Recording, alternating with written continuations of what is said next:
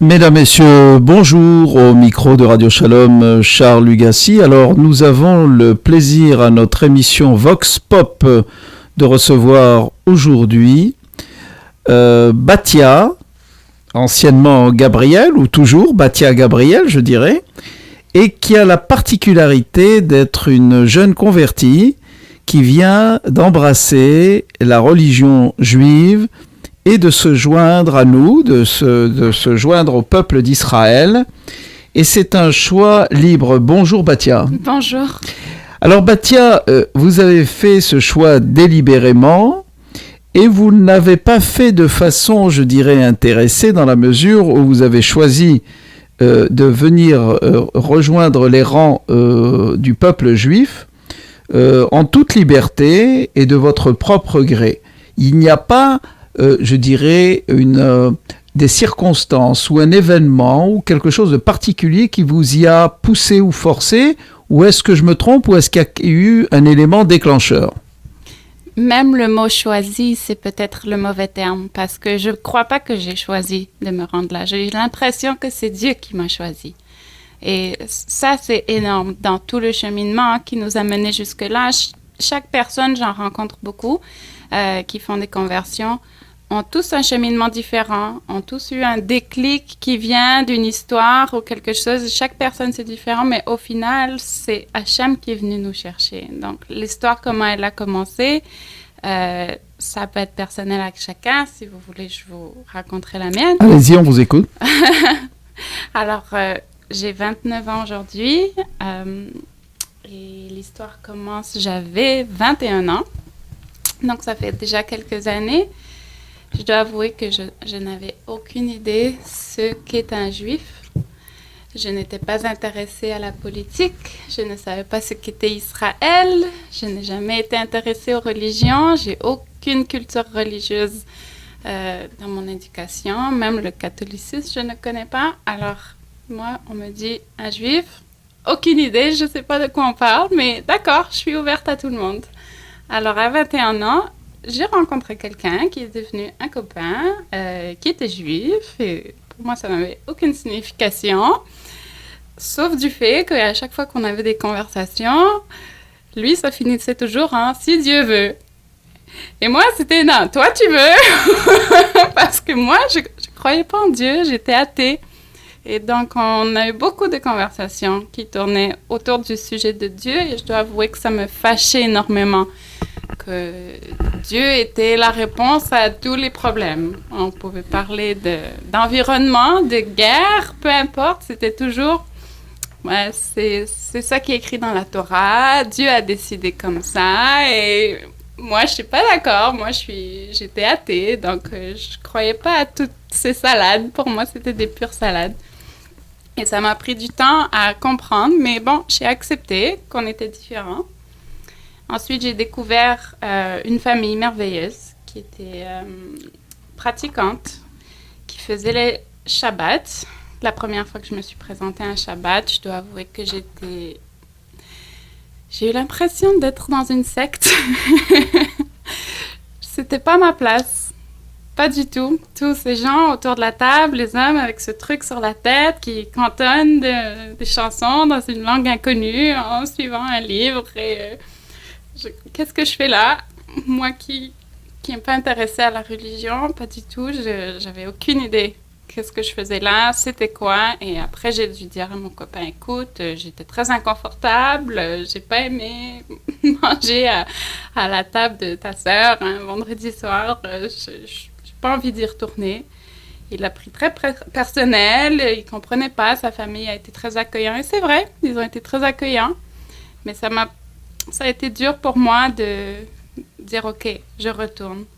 Mais à force d'y retourner, j'ai vu que des belles choses. Et ensuite, j'ai compris. Et on m'a expliqué un peu ce qu'on faisait. Au début, c'était pas expliqué, donc je comprenais pas. Ensuite, on m'a expliqué les chants pour recevoir le Shabbat, et la prière sur le pain, et la prière sur le vin. On m'a expliqué chaque chose. Et ensuite, j'ai passé au travers un Pessah. Donc là aussi, on a expliqué chaque chose. Et c'est beau, ça réunit les familles. C'est ça qui m'a impressionné le plus au début, c'est cette façon que la famille était tellement maintenu par ce Shabbat. Sans ce Shabbat, la famille se serait peut-être pas vue chaque semaine parce que chacun est occupé, les enfants vont à l'école, les parents travaillent. Mais grâce au Shabbat, chaque semaine, ils se retrouvent, ils sont ensemble. Je trouvais ça magnifique. Alors donc le Shabbat, ça a un effet de lier tout le monde, ça maintient, ça soude la famille, c'est ça? Absolument, absolument. Mais encore. Je suis devenue tellement amoureuse du Shabbat que moi, je me faisais un devoir d'y aller. Je suis devenue le goy de la maison de cette famille très accueillante. On s'attendait à ce que je vienne pour le repas, pour monter un peu le feu et pour éteindre les lumières le vendredi soir. Donc, c'était mon rôle. Et mon conjoint de l'époque, il n'était pas pratiquant. Donc, s'il ne voulait pas venir Shabbat, moi, je me faisais un devoir. Moi, non, je dois y aller. Ta soeur, elle m'attend. Je lui ai promis que j'allumais la salle à manger, que j'allais faire ci, que j'allais faire ça. Et donc, vous y avez pris goût. J'y ai pris goût à cette famille. Avant tout, c'était une question de famille. J'étais toujours athée. En fait, je ne pensais pas trop si j'étais croyante ou pas, mais... C'est-à-dire vous avez vous-même grandi dans une famille qui ne pratiquait pas. Rien du tout. Ce qui est contraire quand même à certaines familles québécoises qui étaient parfois pratiquantes. Je sais il se trouve que dans votre cas, non, ils n'étaient pas observants, ils n'étaient pas pratiquants. Donc très bien. Le concept de Dieu était même pas mentionné chez moi à la maison. Donc c'est vraiment lointain. Pour moi, c'était vraiment lointain. Alors, qu'est-ce qui a été l'élément déclencheur qui a propulsé, qui vous a amené donc à décider d'embrasser tout cela et parce que c'est pas peu que de devenir juif, c'est énorme. Nous sommes le peuple le plus comment dirais-je, montré du doigt de la terre. Nous sommes le judaïsme nous impose énormément de restrictions. Donc c'est pas peu dire que de vouloir se lancer dans une aventure aussi complexe. C'est pas évident. Pour quelqu'un qui, ma foi, Shabbat, vous pouvez allumer la télé, aller au cinéma, aller vous promener, faire du shopping, etc., etc. Alors que nous, c'est énormément de contraintes. Alors, vu de l'extérieur, on aurait pu se dire, mais c'est une religion extrêmement contraignante et avec beaucoup d'obstacles et de choses à surmonter, d'une part. Et il y a un autre obstacle qui a dû être surmonté, c'est celui de la réaction de votre entourage. Vous venez d'une famille, vous avez des frères, des sœurs, des parents, des cousins, cousines. Vous avez toute une famille, vous avez tout un milieu. Alors, comment ils ont réagi? Et j'ai pas l'impression que ça a dû être facile pour vous de leur expliquer tout cela. Et je me demande si jusqu'à ce jour, s'ils l'ont accepté. Alors, vous avez posé beaucoup de questions en même temps. Alors, déjà, ma révélation pour la Torah, je vais y aller rapidement. À force d'être baignée dans un milieu juif et qu'on me parle de Torah, j'ai regardé des chiours à la télé, j'écoutais des rabbins parler, je les trouvais excessivement ingénieux. J'adorais écouter des chiours. En particulier, peut-être que vous aimez. Dans mon début, j'ai regardé le grand rabbin de France. Citruc. Ah ouais, oui. Voilà. C'est une sommité.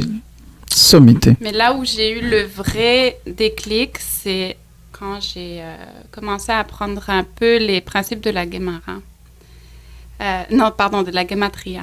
Ah, la Gematria. Oui, donc la valeur numérique des lettres hébraïques, chaque mot qui a une valeur numérique et qui sont connectés aux autres mots avec la même valeur numérique. Je me suis mis à avoir une formule mathématique tellement géniale. Je me suis dit, c'est impossible qu'un humain ait créé cette langue, l'hébreu. C'est impossible qu'un humain ait écrit ce livre.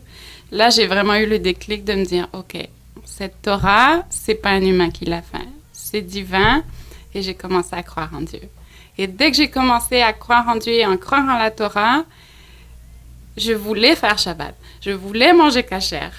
Je voulais faire toutes ces choses parce que ça venait me chercher. J'avais l'impression qu'Hachem était venu me chercher en me mettant dans cette famille, en m'enseignant toutes ces choses. Et donc, j'ai continué à lire, à m'intéresser. Et secrètement, à l'intérieur de moi, alors que j'étais dans un couple où on était goy, on faisait rien. Mais secrètement à l'intérieur de moi, j'avais envie de me convertir. C'était pas... Est-ce que c'était avec l'intention d'épouser votre ami? C'était un peu ça, peut-être? Pas du tout. Lui, il n'était pas intéressé à la religion. Lui, il était très content d'être avec une goy. Ah bon? Donc, nos plans n'étaient pas du tout de se marier. Moi, j'ai pas grandi avec l'idée du mariage. Chez nous, c'est pas... dans ma famille, on se marie pas. Bon, j'avais pas ce rêve de me marier. Nous, c'était clair, là, on est juste ensemble et c'est tout. Mais je suis devenue tellement amoureuse de la Torah que j'avais envie de la pratiquer. Mais alors que je vivais avec quelqu'un qui le pratiquait pas et qui, lui, était juif. Et ça me dérangeait. Pourquoi toi, tu le fais pas? Toi, tu es juif. Pourquoi tu marches pas Shabbat? C'est pas loin chez ta sœur. Et pourquoi tu manges pas kasher? C'est pas si difficile que ça. Et ça me dérangeait. Et on a passé quelques années comme ça où j'en ai jamais parlé, que j'avais envie de me convertir parce que je me disais c'est pas le bon moment. C'est pas le bon moment dans mon couple pour que lui fasse tchouva. J'espérais que lui fasse tchouva et que là on pourrait faire ce cheminement ensemble. C'est pas arrivé, on s'est laissé, c'était pas la personne pour moi. Et j'ai l'impression qu'après Hachem il m'a donné un test de me rejeter dans un monde où il n'y avait pas de Torah, où il n'y avait pas de Juifs, on n'était plus ensemble. Donc, j'étais une Québécoise, j'étais vivre dans un quartier québécois. C'était un peu un test. Est-ce que tu as envie de continuer dans la voie que je t'ai enseignée ou est-ce que tu as envie de reprendre la vie que tu avais avant? Ça aurait été la solution de facilité, là. Ben, ça aurait été facile. Oui. Remanger de la viande qui c'est ça. Pas cher Voilà, et puis... sortir le vendredi soir. Voilà, et c'est tellement plus pas. Ouais, voilà. Et pourtant, je l'ai fait quelques mois et je me sentais tellement vide. On dirait que tout ce que j'avais appris au niveau de la Torah, ça m'apportait tellement de bonheur. Et de croire en Dieu, ça m'avait tellement rempli que là, de plus avoir rien, je me suis sentie tellement vide, comme j'avais besoin d'aller là. Et c'est là que j'ai fait le cheminement finalement de trouver comment on fait une conversion, comment je peux devenir juive parce que... Alors, c'est vous qui avez décidé d'aller approcher un rabbin? C'est comme ça que ça s'est produit, non? Ça s'est produit que j'ai appelé la sœur de mon ex-copain. Ouais. Je lui ai dit, je vais être juive. Et elle a sauté de joie. Elle me dit, tu vas tellement être une bonne juive et tout. Et c'est elle qui m'a mis en contact avec les bonnes personnes. Et donc là, vous avez entrepris votre processus de conversion? Au début, là, ils m'ont rejetée.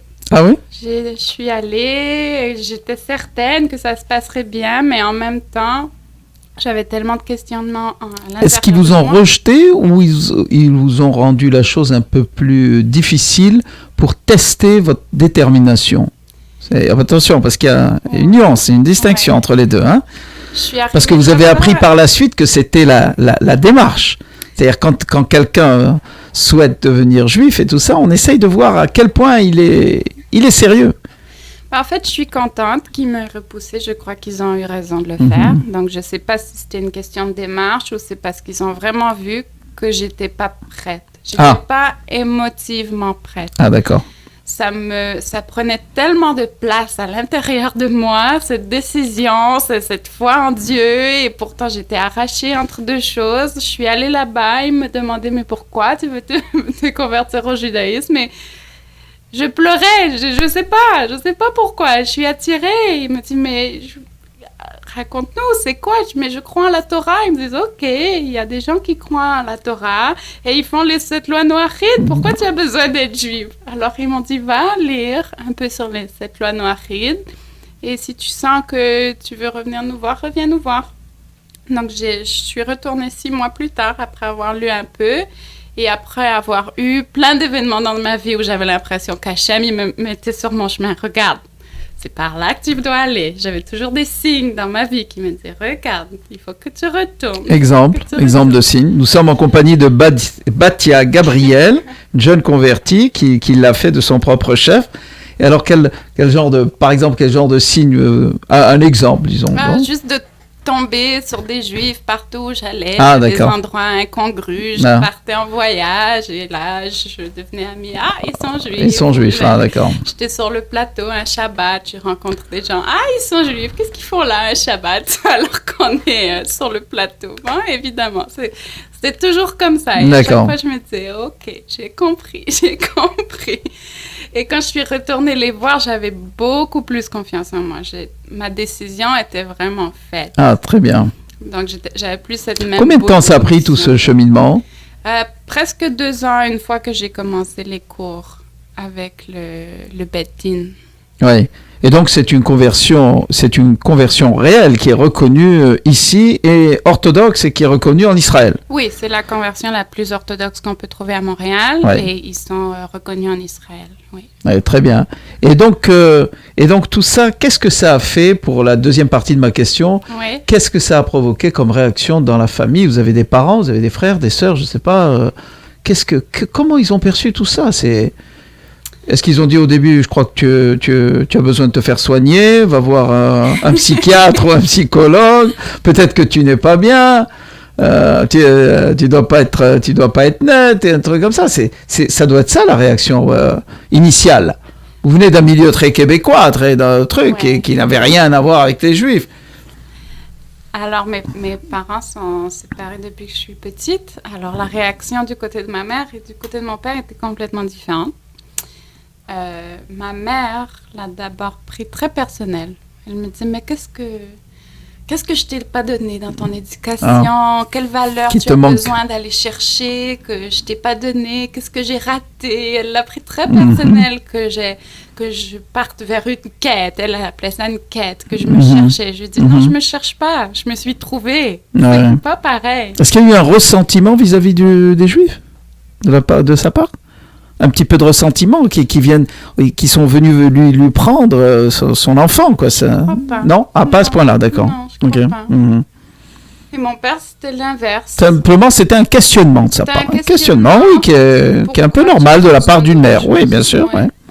Et le père, alors? Et le père, lui, il vit en Ontario, donc j'ai l'impression que la mentalité là-bas est un peu différente. Donc lui, politiquement, il adore Israël. Ah bon? Ah tiens. Donc il m'a dit, j'adore Israël, pratiquement kolakavod. Il n'a pas utilisé ce terme, mais il m'a dit, vas-y. Ah, magnifique. Ouais, mais au final, mon père, c'est lui que ça a plus dérangé au niveau de la pratique. Au niveau de la cacheroute, au niveau du Shabbat. Mais pourquoi tu fais tout ça? Pourquoi tu te casses la tête? Là, il ne comprenait pas. Donc politiquement, il m'a dit, vas-y. Ouais. Mais au niveau de la pratique, ça le dérangeait. Ma mère, l'inverse. Le choix l'a blessée, mais tant que j'étais heureuse à manger telle chose ou à pas venir telle chose, elle me disait, bon, c'est pas grave, tu viens dimanche, tu viens pas samedi, tu viens dimanche, ok. Et bon. Mais quand vous allez chez vos parents, vous pouvez pas manger ce qu'ils font. Alors ce qu'ils cuisinent. J'ai dans ma voiture ou chez ma mère, j'ai quelques assiettes, quelques c'est ça. Tout ce qu'il faut pour pouvoir, voilà. Mais attendez, les repas de famille qu'ils font le dimanche soir, tout ça, comment vous faites? Vous vous joignez à eux, mais vous mangez pas ou vous prenez une petite... C'est ça, plus ou moins. Pas très souvent parce qu'on est loin, c'est une question de distance. D'accord. Que je me suis distancée. Ouais. Mais si et les fêtes de Noël, les fêtes, tout ça, comment ça se passe? Non, on vous invite? On n'a jamais été très observants des fêtes chrétiennes, donc je leur ai dit, je viendrai pas. Et c'est pas grave. Je crois que mon anniversaire, ça blesserait plus qu'une fête de Noël. Ah d'accord. Oui. Mais sinon maintenant dans tout cela, vous êtes embarqué résolument. Est-ce que, et ça c'est une question assez touchy comme on dit. Est-ce que vous avez entrepris de faire un testament dans lequel, tenez-vous bien, la question est touchy, je vous ai dit, dans lequel vous allez demander à vos parents qu'à votre décès, dans 120 ans, là, vous voulez être enterré dans un cimetière juif parce que eux, ce sont vos parents, n'est-ce pas? Ce sont vos parents. Oui. Imaginez qu'est-ce qui arrive au moment d'un décès. Les parents vont se dire, donc, ma petite fille, là, c'était une bonne petite québécoise, tout ça. Moi, là, je connais rien du tout des cimetières juifs. Est-ce que vous y avez pensé? J'y ai jamais pensé. Non, hein?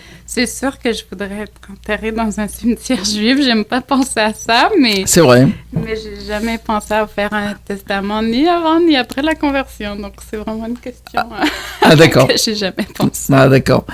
Maintenant que vous êtes résolument embarqué dans cela, quels sont vos projets? C'est quoi exactement? C'est de vivre au sein de la communauté juive ou dans un environnement juif ou... C'est important. C'est difficile de garder les mitzvot si on n'est pas au sein d'une communauté juive. Donc ça, c'est important.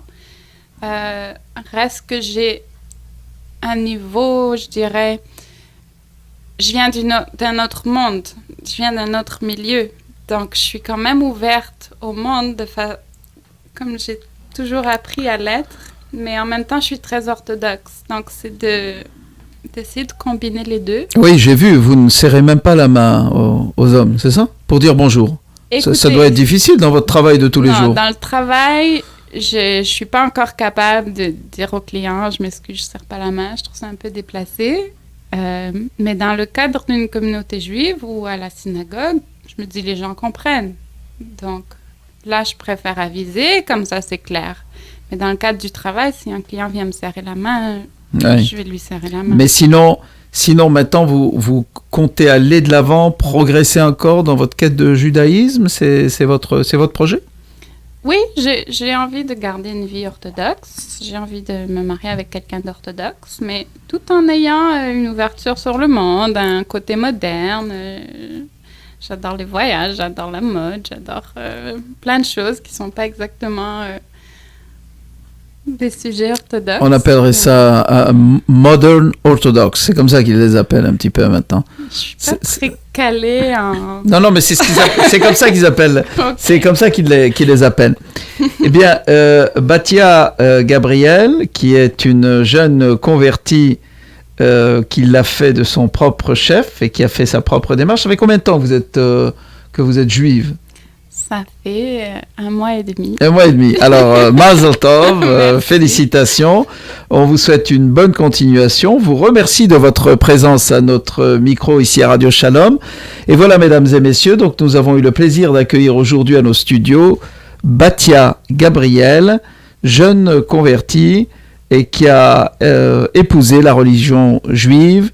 Et elle prétend que c'est la religion et c'est Hachem qui est venu la chercher. Donc probablement que ça doit être une des Neshamot qui se sont trouvées à Har Sinaï au moment du Matan Torah et qui est parmi nous maintenant. Batia Gabriel, merci de votre présence. Merci Charles. Bon succès.